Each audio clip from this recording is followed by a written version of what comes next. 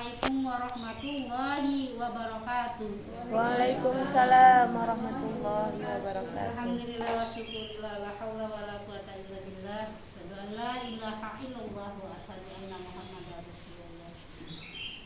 Jamaah Majelis Taklim Al-Manar rahimakumullah, pada kesempatan yang berbahagia ini saya akan menyampaikan sedikit tausiah 5 obat hati dalam agama Islam. Kita ini manusia ini dijadikan oleh Allah, di dalam tubuh kita ini ada hati ya Bu. Ada hati. Hati itu punya penyakit. Penyakit. Nah, bagaimana cara mengatasinya penyakit yang ada di diri kita ini? Banyak penyakit hati itu. Yang pertama iri. Iri itu penyakit hati loh Bu. 2 dengki, 3 hasud, 4 takabur, 5 ujub, 6 riak dan sebagainya. Banyak sekali penyakit yang tidak ada manusia itu tidak punya. Pasti ada penyakitnya. Dalam surat Yunus ayat 57 Allah Subhanahu wa taala berfirman yang berbunyi A'udzubillahi minasyaitonir rajim. Bismillahirrahmanirrahim. Ya ayyuhan nasu qad ja'atkum mau'izatun min rabbikum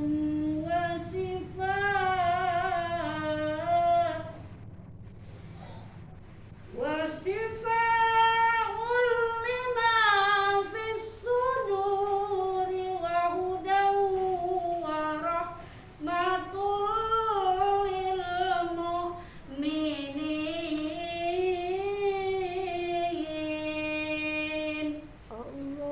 Sadaqallahul azim. Artinya Bu, hai manusia, sesungguhnya telah datang pada kamu pelajaran dari Tuhanmu dan menyembah bagi penyakit-penyakit yang berada dalam dada dan petunjuk serta rahmat bagi orang-orang yang beriman. Jadi memang sudah ada Bu penyakit hati itu.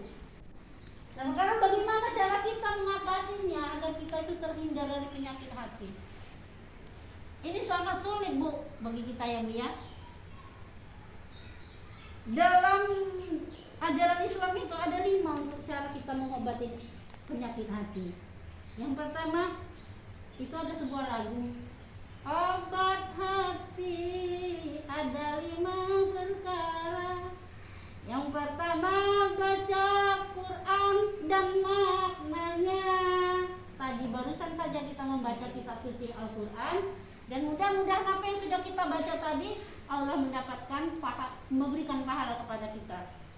Jadi obat mujarab agar kita itu paling tidak sedikit demi sedikit mengikis penyakit hati yang ada pada kita, yaitu membaca kitab suci Al-Quran. Mengapa Bu? Ya banyak sekali dengan kita membaca kitab suci Al-Quran ini, mudah-mudahan penyakit hati yang ada pada diri kita itu akan terkikis demi sedikit. Minimal penyakit hati yang ada di kita itu iri. Iya nggak Bu? Iya. Ada sekali iri. Nggak mungkin nggak ada. Maaf. Tetangga punya ini, kita nggak bisa beli nih, ya. Maaf itu Bu ya. Duh, ibu itu dikit-dikit beli. Paling nggak artinya itu tersentil sedikit rasa iri. Masa iya enggak? Pasti. Tapi untuk mengatasi yang demikian supaya tidak terhindar hal demikian, ayo kita baca kitab suci Al-Quran. Jadi itu obat. Membaca kitab suci Al-Quran yang kalau memang bisa maknanya ya alhamdulillah, yang nggak bisa ya mana yang kita bisa. Minimal untuk meredam dari penyakit hati ini tadi. Penyakit hati. Karena Bu, penyakit hati ini memang sulit. Banyak sekali orang yang suka menghasut itu punya ya penyakit. Ada sih kadang-kadang kita sudah berbuat baik, ada aja orang yang menghasut kawan untuk membenci si ini ya, dengan cara dia melakukan hal-hal yang tidak sesuai kadang-kadang ya Bu. Nah bagaimana Bu cara mengatasinya? Dengan demikian kita untuk mengatasi ini kita membaca kitab suci Al-Quran. Dengan kita membaca kitab suci Al-Quran ini banyak sekali maknanya. Banyak sekali maknanya. Apa keistimewaan kita membaca kitab suci Al-Quran? Yang pertama, kita akan mendapat derajat yang paling tinggi di sisi Allah. Barang siapa yang membaca kitab suci Al-Quran. Yang kedua, kelak kita akan mendapat syafaat di yaumil akhir. Di yaumil akhir. Yang ketiga, memperoleh rahmat dan lindungan dari malaikat. Hadis yang diriwayatkan oleh Muslim yang artinya, barang siapa yang membaca satu huruf Al-Quran, maka baginya akan mendapat satu kebaikan.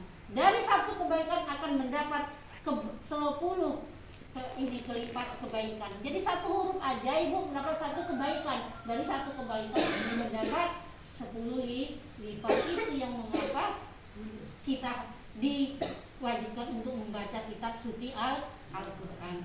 Kemudian habat api yang kedua. Yang kedua, sholat malam dirikanlah. Sholat malam.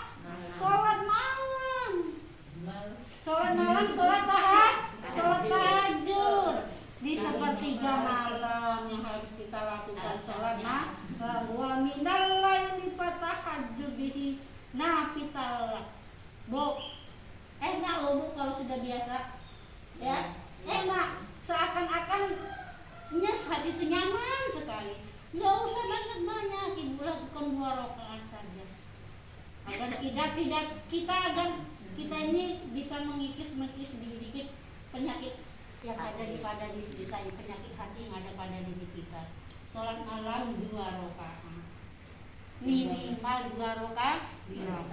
Kalau mau banyak ya itu lebih baik. Mari Bu kita tingkatkan sholat malam 2 rakaat. Enggak tiap malam, minimal seminggu sekali. Kalau bisa, kalau nggak bisa setengah bulan sekali. Tapi enggak lah. Kalau memang selalu melakukannya, rutinitas itu kalau nggak kita lakukan seakan-akan kita punya beban. Kok tadi malam saya nggak baca, kok tadi malam nggak sholat ya. Nih kalau sudah terbiasa. Untuk mencapai demikian, oleh sebab itu biasakan.